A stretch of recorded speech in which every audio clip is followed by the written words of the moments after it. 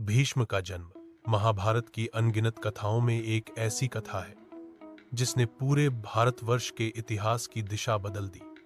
ये है कथा गंगा और शांतनु की और उनके पुत्र देवव्रत की, जो आगे चलकर भीष्म पितामह कहलाए। हस्तिनापुर के महाराज शांतनु एक दिन गंगा किनारे टहल रहे थे। उसी समय उनकी दृष्टि एक दिव्य स्त्री पर पड़ी। वह थीं देवी गंगा।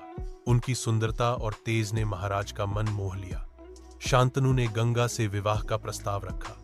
गंगा ने मुस्कुराते हुए स्वीकार तो कर लिया, पर एक कठोर शर्त रखी। राजन, आप कभी मुझसे कोई प्रश्न नहीं पूछेंगे।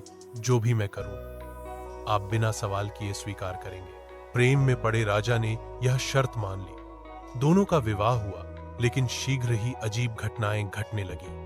गंगा प्रत्येक बार संतान जन्म देती और फिर उसे गोद में उठाकर नदी की धारा में प्रवाहित कर देती। राजा का हृदय तड़प उठता, पर उन्होंने अपने वचन की याद कर खुद को रोक लिया।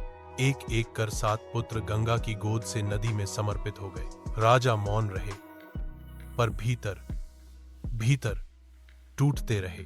फिर आया 8वां पुत्र। जब गंगा ने उसे भी नदी की ओर ले जाना चाहा, तो राजा अब चुप न रह सके। उन्होंने गंगा को रोक लिया और कहा, तुम मां होकर अपने ही बच्चों को कैसे बहा सकती हो?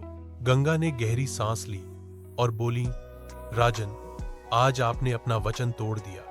अब मैं यहां से चली जाऊंगी, पर यह 8वां पुत्र मैं आपको सौंपती हूं। यह बालक असाधारण होगा। यही आगे चलकर आपके वंश का रक्षक बनेगा। फिर गंगा उस शिशु को शांतनु के हवाले कर विलीन हो गई। वही बालक था देवव्रत, जो अपने वचन, त्याग और पराक्रम से संपूर्ण महाभारत में अमर हो गया।